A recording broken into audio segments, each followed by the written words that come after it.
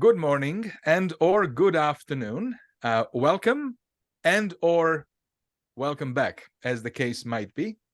My name is Dalibor Petrovic. I'm a partner at Deloitte here in Canada. And over the last 3+ years, have had a pleasure of hosting this series of conversations that we are bringing to you live.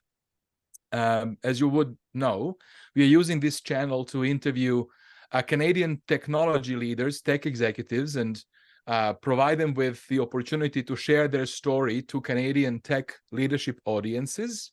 But we are also using this same channel to share interesting, important, timely research that we feel would be beneficial to the Canadian tech audiences. And today's session is actually one of those sessions. We are going to share what we think is actually very, very important, very, very timely research that was just recently published by Deloitte Global and can be found on Deloitte Insights. Of course, we'll be happy to share the links to such reports following this session.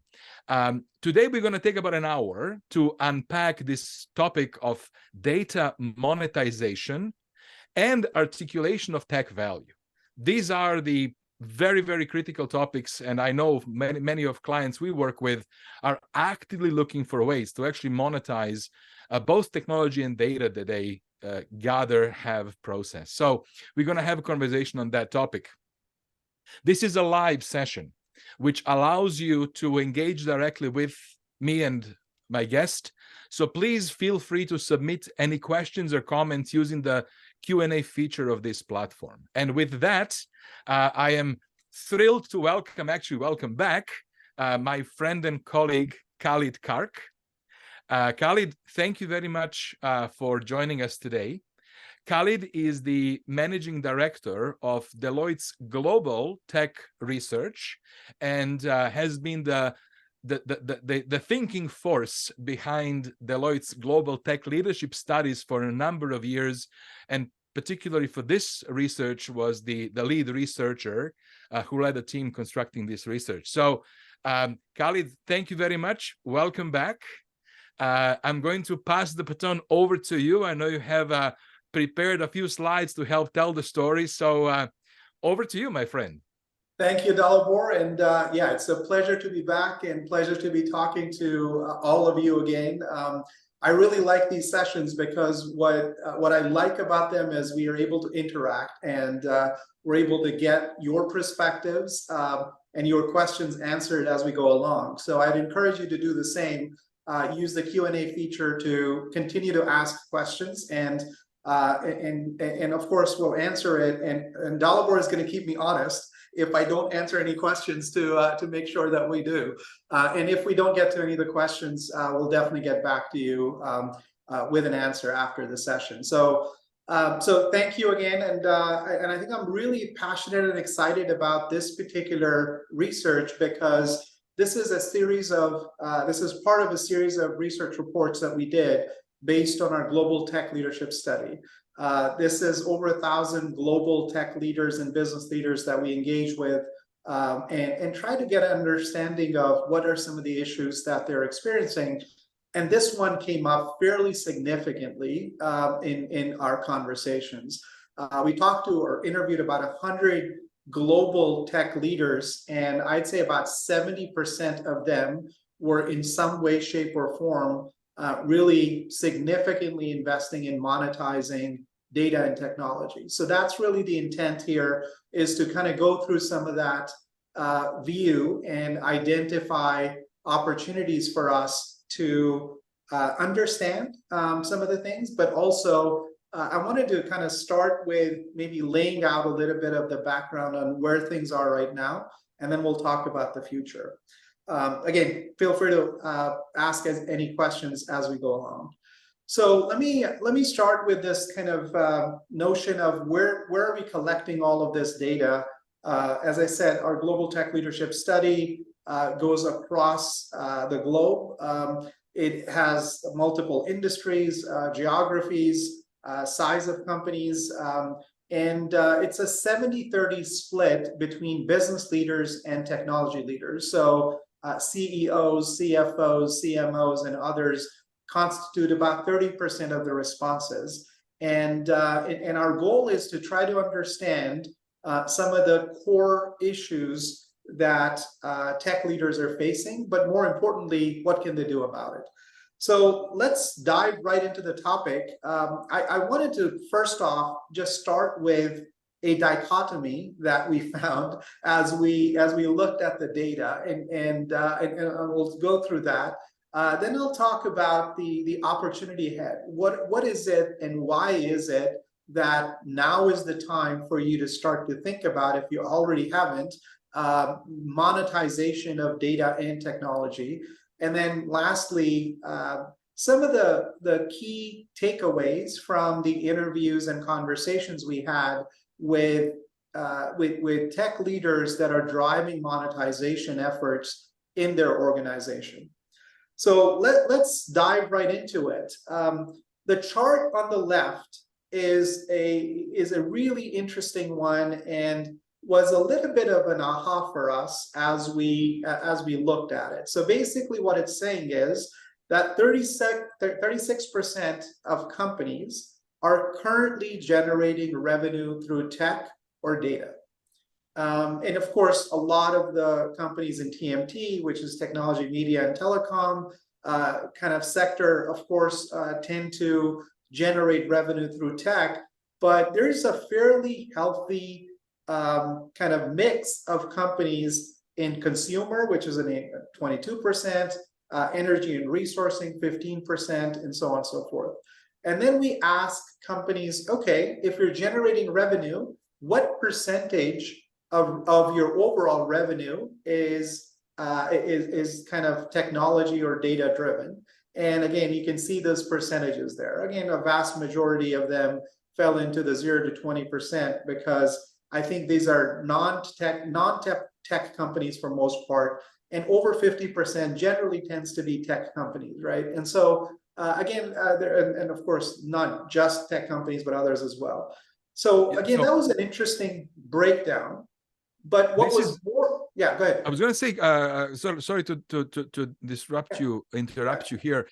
TMT stands for Technology, Media, and Telecommunications. So all of the tech firms that are in the business of manufacturing and selling software and hardware technology, obviously no surprise. But what is really interesting to see is that government and public sector, 6% of organizations actually are monetizing their data.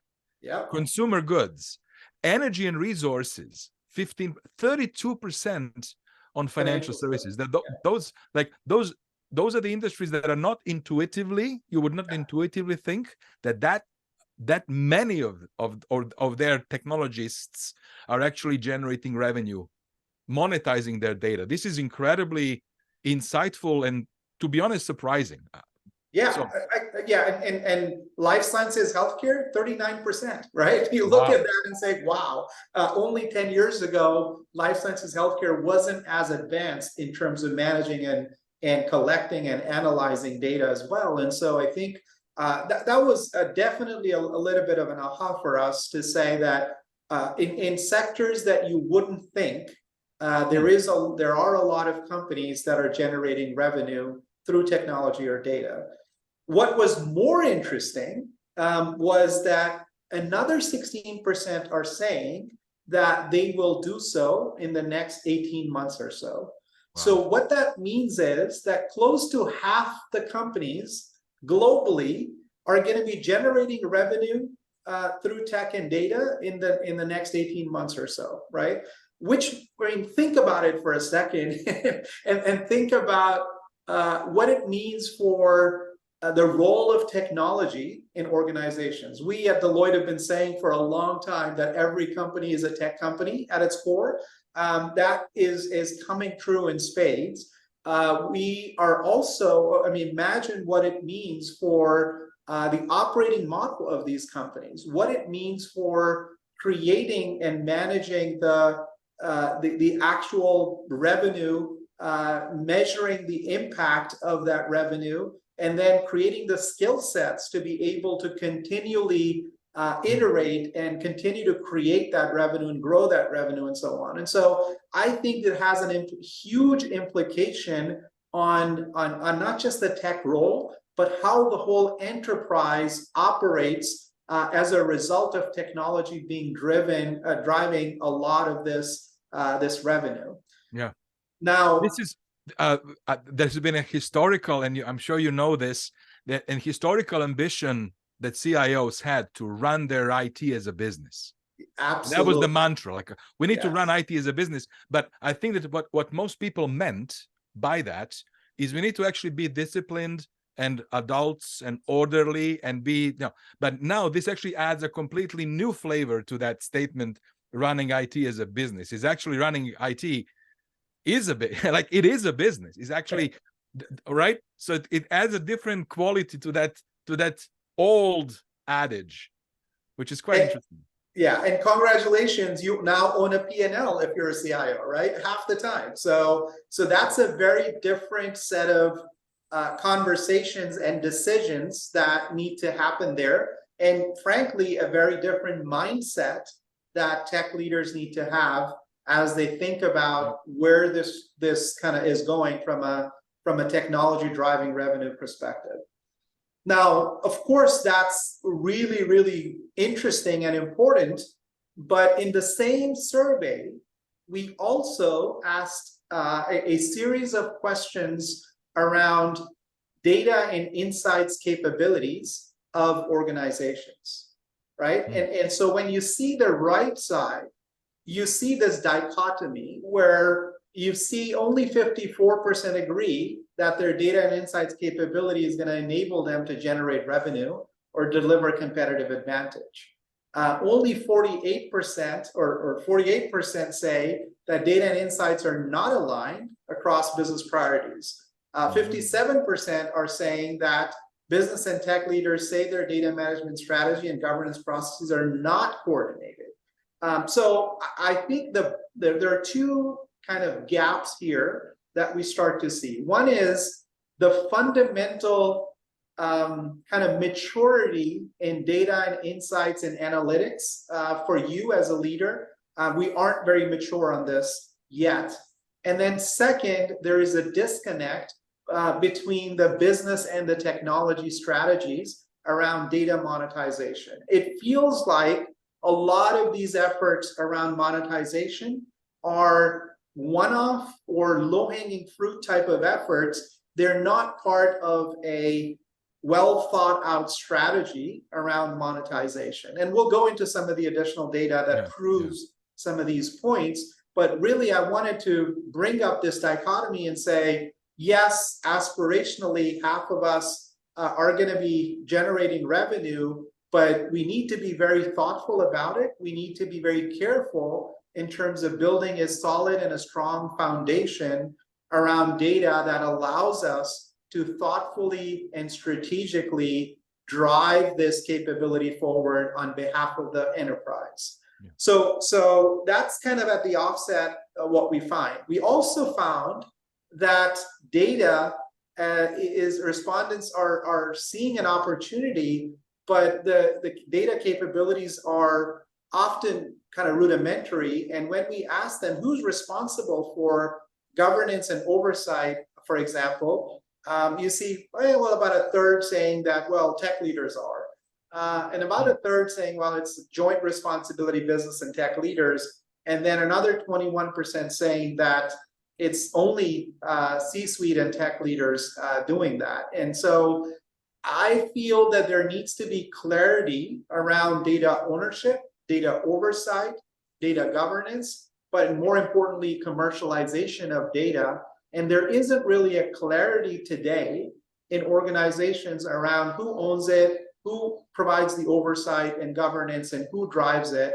To me, if you ask me, there is no ideal answer, but if you ask me, the ideal answer needs to be those 34% where tech and business are driving this. That needs to be closer to 80, 90, 100%, because that is where you're going to get the maximizing of impact, where tech and business leaders come together in driving and dividing and thinking through their core responsibilities around data analysis, data management, data quality, data governance, data oversight, all of those things. And again, I think Right now, sometimes it's left up to just the IT function to do it. Sometimes the C-suite is doing it, sometimes with IT, and sometimes, again, 34% of the times it's tech and business leaders doing it. And by the way, what this also means is that the operating model and the way we kind of view the enterprise responsibility around data monetization needs to change significantly.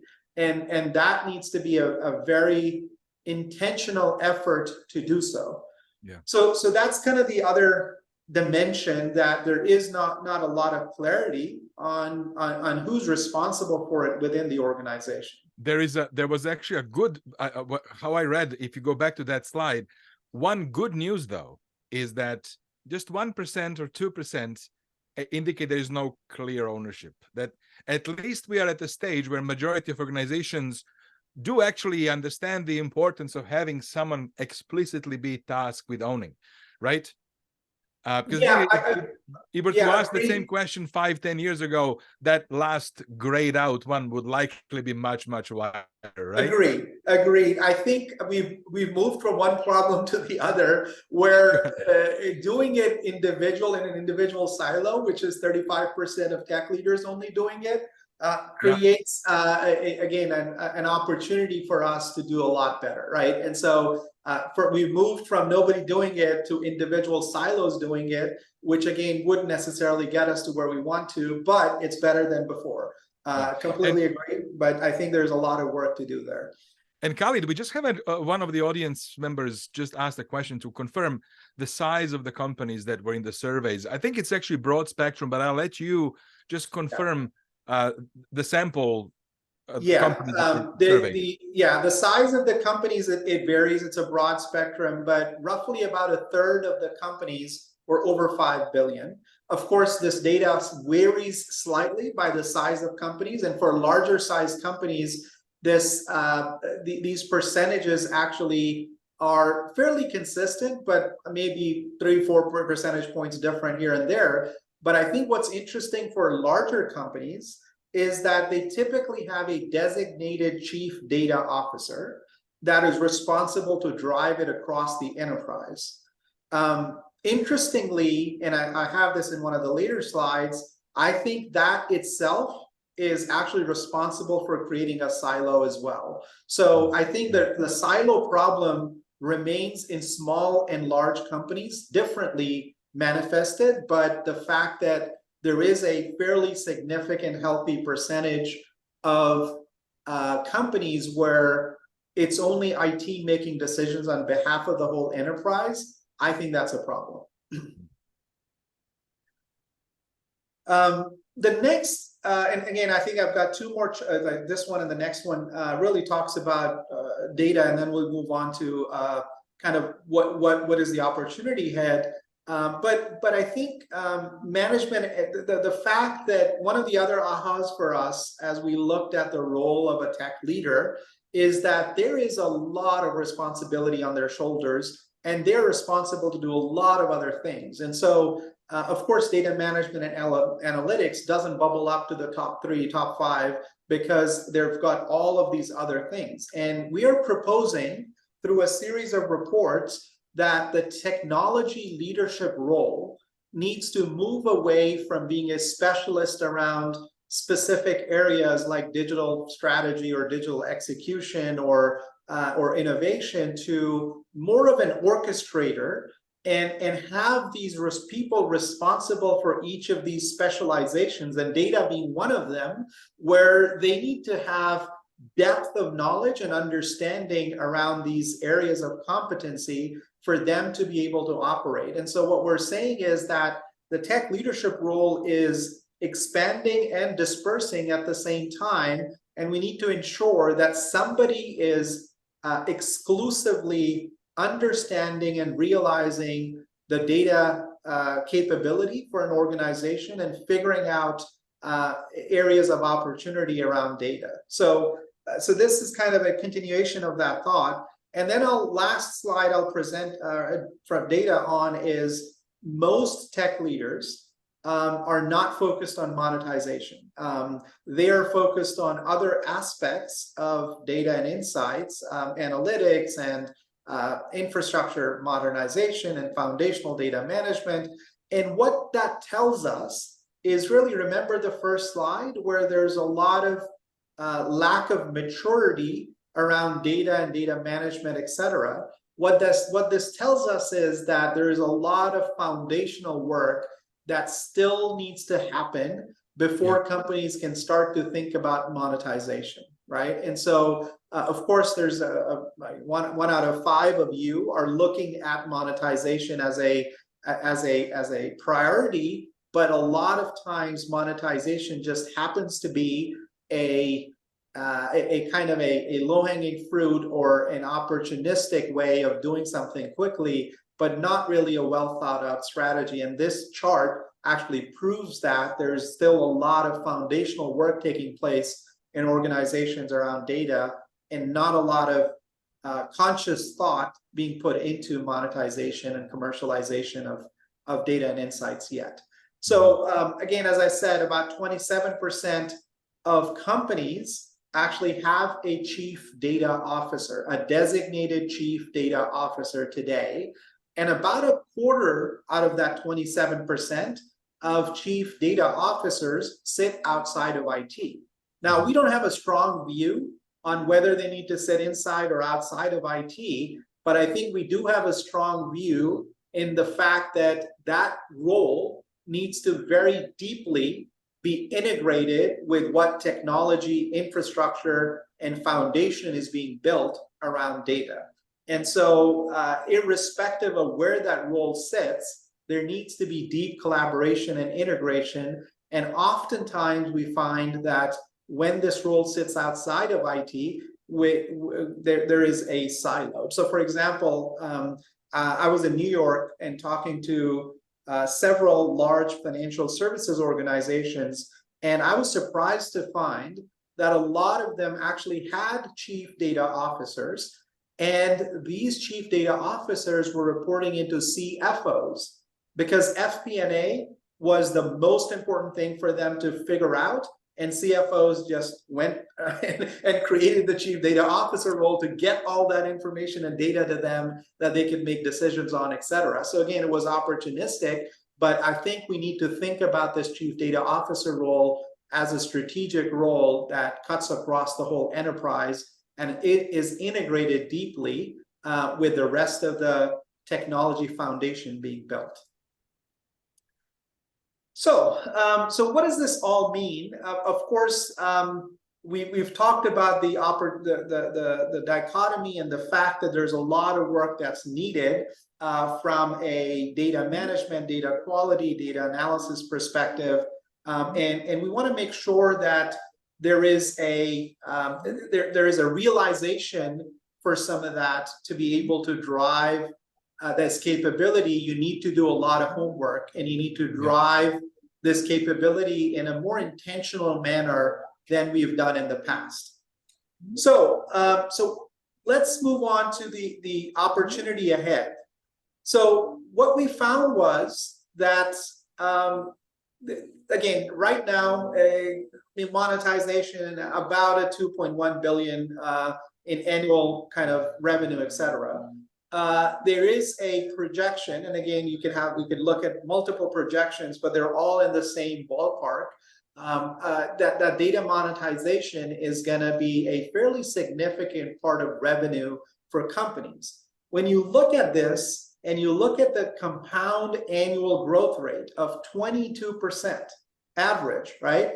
You think of any company and you give them that number, a CFO that number, to say, this is where the growth can come from a data perspective. And that's the average, right? This is how much we can grow through data. They're going to be on board instantly. Now, of course, it can vary, and it will vary significantly by industry, by the type of company, the type of data you collect, all of those factors. But the fact remains that this is a significant kind of growth area for a lot of companies. And the other caution I'd have for you here is that, as I said, 70% of CIOs that we interviewed were in some way, shape, or form really driving towards monetization. And they came from all industries. As you saw earlier, they came from all facets of the business. They came from all industries. And if you're not doing it, guess what? Somebody in your competition is doing this, and they're trying to think of ways to monetize data, really driving this capability forward. And so it's almost a competitive advantage situation for you to be able, if you don't do it, and your competition is there, they've got an edge over you as kind of competitors in the same industry or same area, etc. So yeah, we did get a question on sort of what is the definition of selling technology or selling data, monetizing data, but I think that we are going to go into that in a couple of moments to share some real examples of what have you learned, what have you observed across maybe different industry segments. Of course.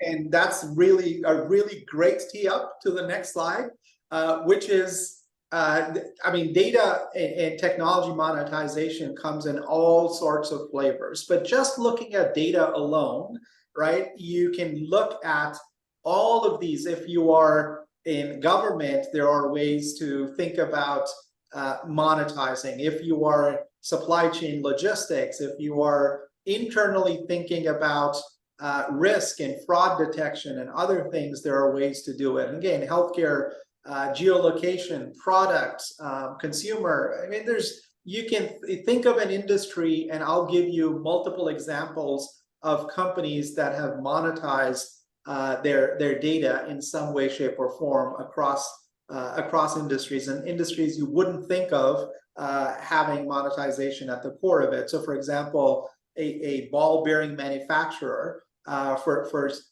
several years now has started to put sensors into their equipment, and they're actually monitoring that, and they offer that as a service, and they are able to send out kind of replacements as they feel that that part is about to go out, etc. And so again, I think there are tons and tons of examples, and you can think about an industry, and again, you can find multiple examples. That's not the issue. The issue, though, is I think what we tend to get hung up on is this data part. I feel, and in talking to a lot of companies that are on their efforts, I think we need to broaden the scope of monetization beyond data. And I'd say probably 80–90% of what I see online is around data monetization. I think we need to think broadly and think of technology and data monetization. And really, ultimately, this is kind of the framework that we pull together to say, okay, how are you going to monetize? Of course, there are multiple ways to do it, and for each one, we've got multiple examples of companies. We'll share the report with you, and again, each one has multiple examples. You can, of course, sell raw data directly to your customers, and you can do it as a one-off, or you can do it as an ongoing thing. Again, your customers may be interested in data that you may collect for other customers and aggregate this and so on. You can sell insights based off of that data, right? So you could use as a platform, as a service model, and allow companies to kind of store, analyze, share data that can be useful to customers and can be drillable and be analyzed differently and so on. You can embed data, right? You can embed data and curate it for insights into existing products. And again, that's called wrapping in many cases, where you're kind of wrapping data on top of it, kind of existing services to get additional revenue, etc. Then you can sell data through your ecosystems. And again, this is an interesting one. And for many non-traditional companies, they actually employ this capability where they're selling insights through a data aggregator or a similar partner that will in turn use or have this data be sent to third parties and get commercial value out of it. The point that I want to make, and that's why it's highlighted differently, is that for a majority of companies, I'd say more than half of the companies that we talk to, their data monetization efforts started with actually internally using that data set or that data to analyze and enhance their existing product, services, business processes, other things. And so their first customer was their internal customers. They thought of a business problem, the technology function thought of a business problem that they can solve internally. And guess what? Over time, that actually became a product for many of them. And so I think if you're just starting off on this effort, if you don't have a ready case built out for a data monetization and all of these other categories, which again, you need to have a certain level of maturity, you need to have a certain level of quality, you need to have analytics capabilities for a lot of this. But if you don't have any of that, look at a business problem that you can solve and think about your internal business leaders as your customers to be able to build a capability that can potentially be used later on as a capability that can generate revenue for you across the enterprise. Now, let me pause here for a second and have you digest this, because I think this is an important concept for us to kind of carry on throughout the rest of the conversation. That I would say number 5 is probably the most important and the most prevalent that we see. And when I look at kind of thought leadership out there, they tend to focus on the first 4, right? And so it's like, yes, you need to be able to do that, but to get to that level of maturity, as we saw, there are a lot of steps that you need to take. But where you can start today and right now is this ability to figure out business problems that you can solve within your company and try to kind of create monetization around it. Yeah, so number 5 could almost be considered to be number 0, or the underpinning strategy. Yeah. And so let me ask you this question. I like 1, 2, 3, 4. Is there an element of maturity scale that is emerging here? Like, it feels to me like number 1 is the simplest, most straightforward. Number 2 builds on number 1. Number 3 could build on number 2, and so on and so forth. Could organizations perhaps look at this as a sort of maturity scale that they could? Yeah, I think, Dalibor, that's a really interesting question. I think, of course, there is a level of complexity, I would say, that is increasing as you move from 1 to 4. But I would not call it maturity. I think the way I think about this is you choose your journey, you look at where you're going to maximize the impact. Of course, we've got limited budgets and we've got limited ways of engaging through this. And so I would not think of this as a maturity. I would think of this as, where are you going to maximize the impact? And guess what? If number 2, for example, is where you can do it, you double down on it and drive the impact as much as you can, and don't distract yourself by other things. Because one of the other things that I found was that if you ask multiple people within a company what is their data monetization strategy, you typically get multiple answers. Yes. And they're all over this place. And so you could use this as a framework to have alignment with your leadership to say, which 1, 2, 3, or 4 are we going to focus on? And I would say the lesser the better initially, because it tends to allow you to focus as opposed to being all over the place in terms of your approach and strategy. But yeah, there is a complexity challenge that you may have as you go through these. But I think each of them require a different set of skills, a different set of operating model, a different set of insights and technical foundation to be able to build on. So therefore, I would not equate this as maturity, but I would think of this as a way to choose your journey. Yeah, the opportunity spaces, in other words. Like, these are the opportunity spaces. Exactly. And each will require a slightly different set of capabilities and data sets and different circumstances. But this is excellent. This is useful. this is actionable, right? This is excellent.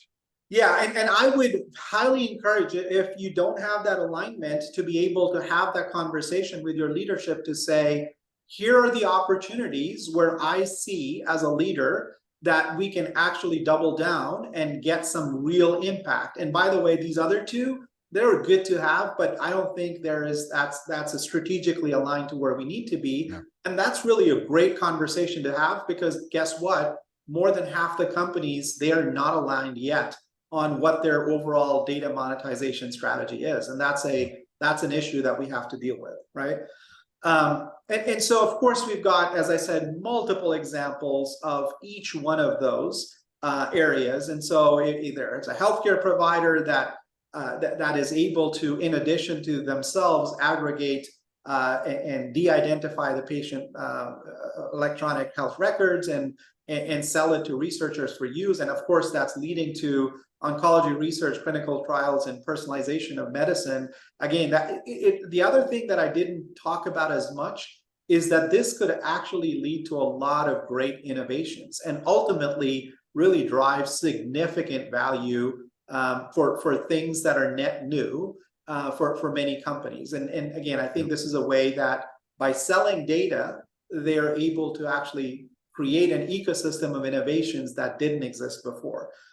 Selling insights, right? Financial services company builds a software platform that unlocks kind of the value of transactions that they deal with billions and billions of transactions every year. And so they said, you know what, we have all this data on these transactions. What if we talk to our customers and said, we can actually give you the data around these transactions, and you can actually make decisions around how to engage these customers in significant ways, and that created a huge and a significant revenue stream for them. Embedding data, online retailer is using a tool, and this is a fairly kind of well-known retailer that's using a tool that collects the real-world sales data, offering insights, kind of the listings, how much sold, what's the average price, all of that. And that allows them to actually not just aggregate and sell it, but they actually share it with their customers in terms of pop-ups as they're thinking about using that platform to sell their products and services and so on. And then lastly, again, I think online platform that, again, of course, a huge number of aircraft and airlines around the world is using that platform, and it's actually saving each carrier 13 million in fuel costs alone, right? And so it's kind of a building an ecosystem of capabilities that allows you to actually benefit as an ecosystem. But again, it started off as a single entity trying to drive that data around a particular thing. And again, I love the example at the top, which is of an online media company creating content based on kind of millions of streaming actions and subscriber ratings and all the other stuff that they found, and creating content that became blockbuster hits because they understood the customer preferences, they understood the impact that they could have on their particular business around data, and they were able to kind of generate, again, a significant revenue stream around this. And so, again, I think there are ways to do all this, but to me, the point that we were making is each of those journeys is very distinct. Each of those journeys requires a different ecosystem and set of partners and data stores and data quality, etc., that is acceptable in the notion of running that particular business, etc. So again, I think these are interesting examples of actually generating revenue through data. Now, let me point to, and I don't have a separate slide on it, but let me point to 3 examples, and I think if you have a few of them in the report, where I'll name the companies because they're in the report. For example, Vanguard started with internally a tool that the CIO was responsible to build to engage their customers to drive insights on kind of their customer interactions and creating a financial services tool that allowed their advisors to better serve their customers. Over time, what they realized was that tool actually was going to be a great tool to share with their customers because it had such great insights, and they were able to scale up that tool just from their advisors to their customers at large, because that tool became so useful. We have the example of Lenovo that started the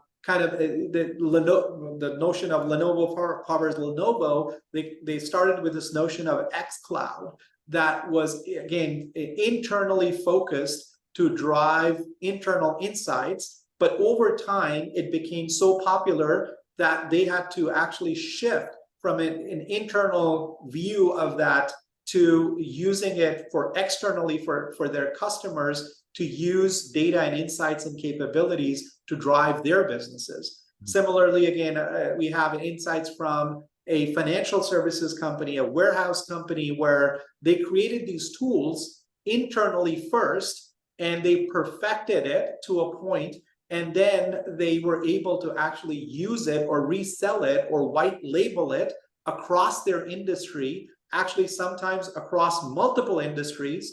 We have an example, actually we don't have it in the piece, but an example of a financial services company that created a tool, a warehousing tool that actually was so successful that they were able to use it across their industry, and their industry never had that type of sophistication around data. And they not only were a competitor in that industry, but they had access to all that data just by inviting others to start to use that tool, and actually not just generating revenue, but generating competitive advantage when they looked at all of that data collectively across their industry.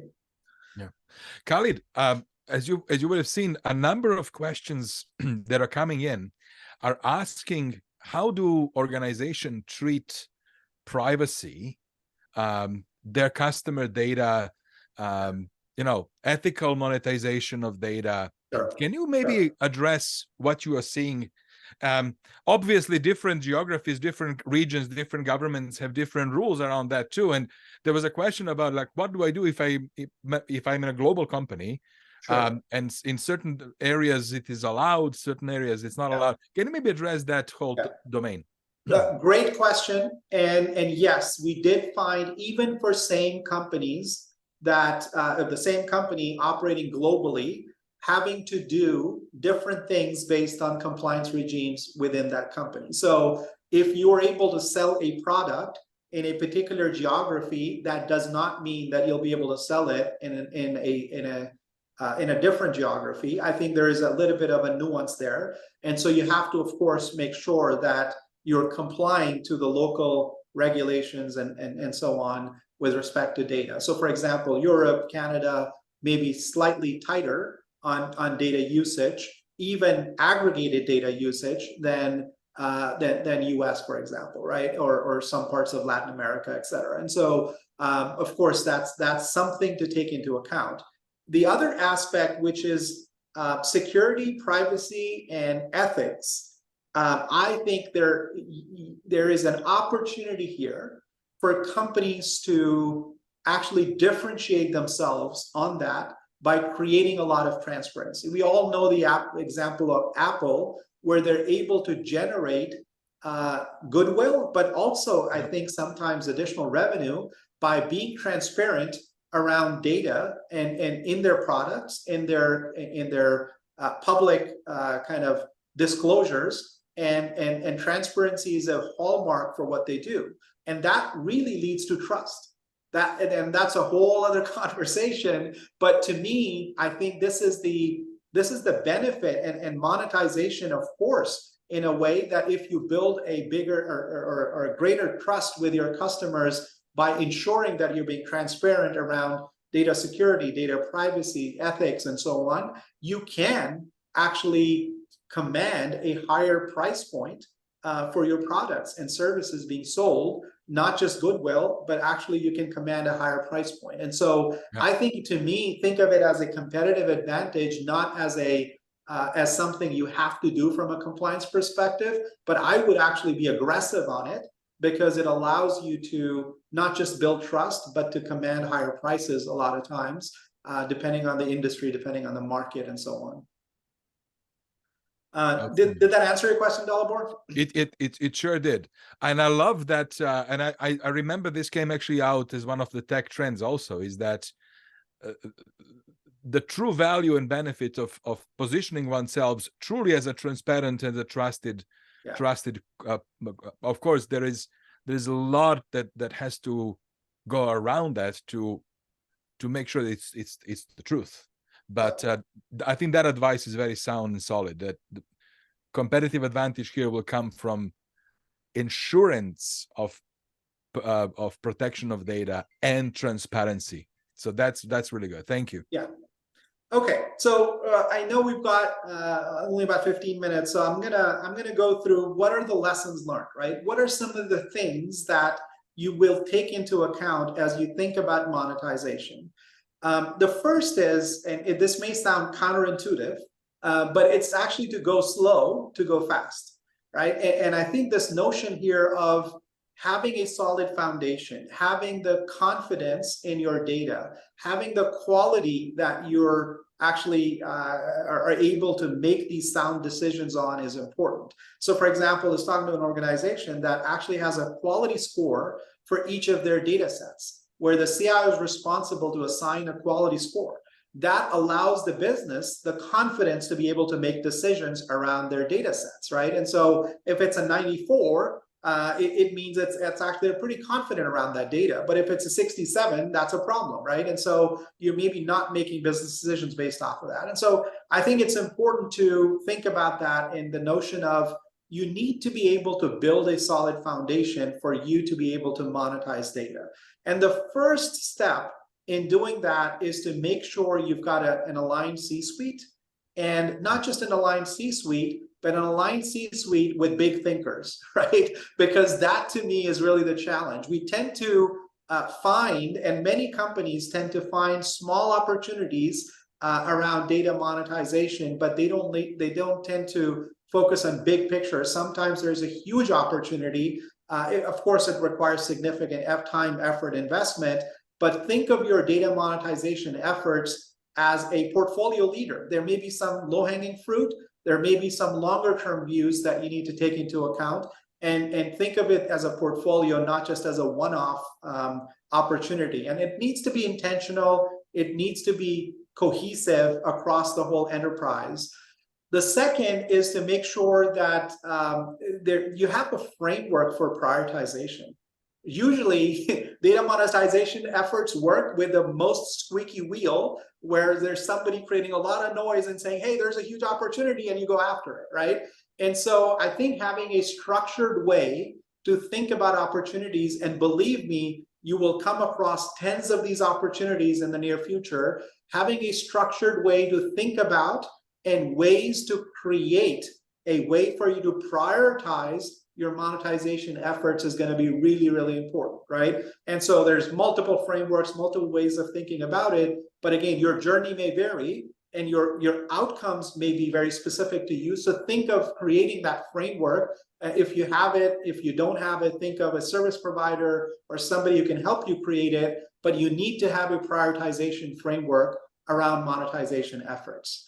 And then this may be a little bit controversial, but I would highly recommend picking a monetization leader with technical chops, because this is one of those areas that requires not just understanding the business opportunity, but understanding the minutia of how this data is traversing through your enterprise.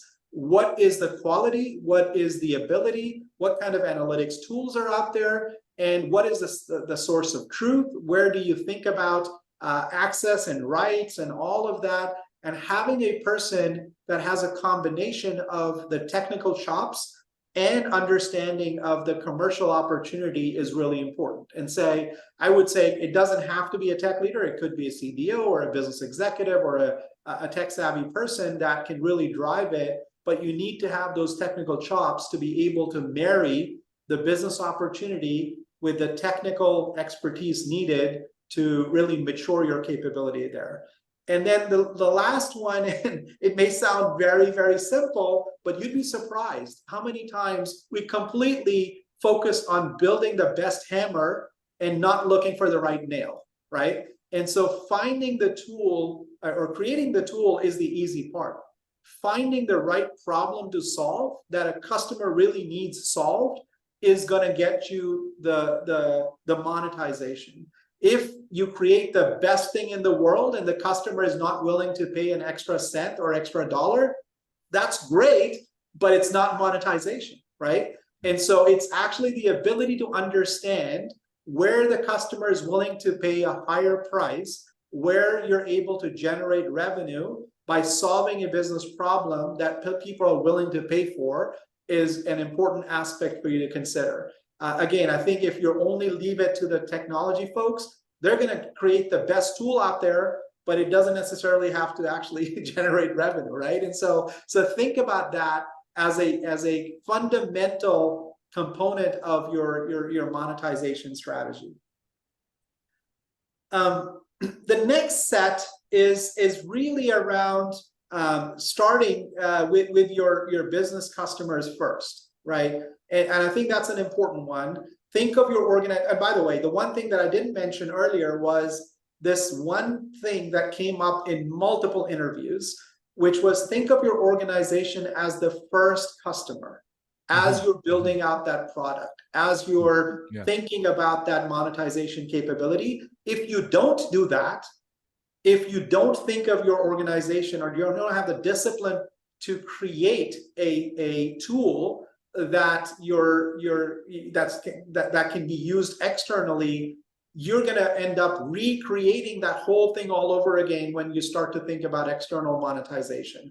So having the discipline and the foresight to create tools and capabilities and data in a way that can be consumed externally and internally, having that mindset right off the bat is really important. Otherwise, you're going to end up redoing that, and which is not a good thing. And so many of these leaders actually said, think of your organization as the first customer, not the only customer, is really important.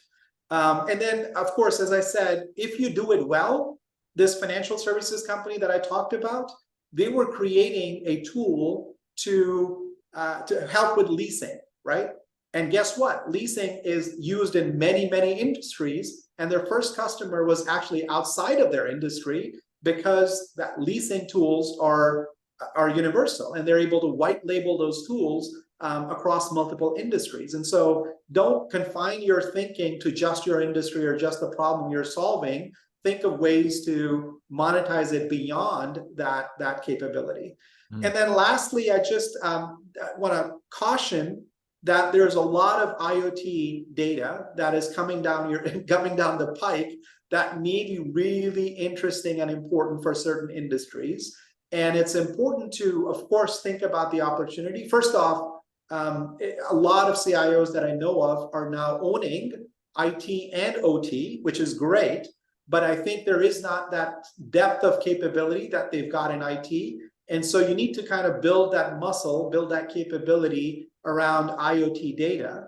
But I think for more than a lot of companies, the issues around compliance and privacy and ownership and ethics that we just talked about are really real in terms of that IoT data that you need to be mindful of and thoughtful of as you think about monetizing that data as well. And so all those issues that we talked about apply especially for IoT data that you need to think about.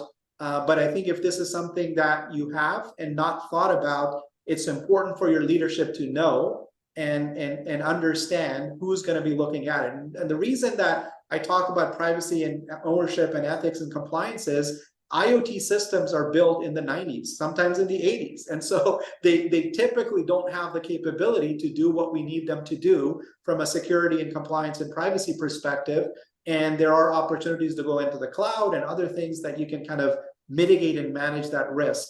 That's an important consideration for you to have. And then last, I'll just focus on the difference between value creation and value realization, right? So we all know what value creation is, right? Our customers are able to better engage with us, our operations are running much more efficiently, great. Is this actually creating some impact to the top line or the bottom line? If the customers aren't willing to pay for that function or capability that you built, it's not monetization, right? So having the ability to quantify and measure the impact, and not after the fact, which we are great at doing in IT, but actually as you're thinking about that product up front, to understand the needle where it's going to change and how you're going to get, I'll use the word credit for that, to as the needle just moves, whether it is in higher revenue, whether it is in lower costs, whether it is in whatever the top line or the bottom line impact is. That needs to be built into as you're building out the monetization strategy, not after the fact, because after the fact doesn't matter, right? You need to be able to build that case up front. And again, we are all great at value creation. I think based on our data, we found that close to 60%, even for some of the more mature companies, the tech leaders struggled with measuring and articulating the value. They did not have a good way of doing it. And by the way, only 20% of you have a dedicated finance person that is connected with a CFO and trying to understand the monetization and the value and so on. I think it needs to be closer to 80%. We need to have a monetization resource that can help us really craft the message around what is it that we're monetizing and where is that we're driving that impact around monetization. So it's really important to think of it not just value creation, but actually where are you realizing the value? Two very different concepts. Sometimes we confuse them. Sometimes we don't think about the realization part. We're just happy creating value, which again, doesn't necessarily lead to impact to the top line, bottom line right away, right? And so think about monetization as value realization, not value creation. Two very different things. That's such a good advice. Such a wonderful. This was excellent. And what I loved about this conversation is it opens up a completely new and for many tech leaders yet untapped domain where they can truly shine and demonstrate that ability to truly show up as a business executive first that happens to drive tech data portfolio. So this is wonderful. Khalid, I know we answered a number of questions throughout the session. There were a couple of other questions that unfortunately we are running out of time to answer, but I want to be respectful of your time and time of our audience members. This conversation has been recorded and we'll post it on our YouTube channel. Thank you, Khalid, very much for your time and for these insights and your wisdom. And for our audiences, we are going to have a September will be the theme of Gen AI. So on the 13th of September, please join me at this same channel, Wednesday at noon Eastern. I'll be welcoming Jaziv Jaz, who is the managing partner of Deloitte's AI practice. And we are going to talk about real life from the trenches, from the field updates about Gen AI and what we are seeing our clients leverage that capabilities for. And then a week later, we are starting our new series of webcasts called Dichotomies. And we are going to actually do the dichotomy on the topic of Gen AI. These will be stories that are both utopian, but also dystopian. And we will explore the good and the bad, the risk and the opportunity that Gen AI brings. I'll be joined by Mike Bechtel, our global chief futurist at Deloitte, and with Abhijit Raventula, who is the futurist and author on Deloitte's next team. So please plan to join me for that. You will get invitations, of course, via email. And with that, Khalid, once again, thank you so very much. Thank you. It was great talking to all of you. Take care. Wonderful. Have a lovely Wednesday. Bye-bye.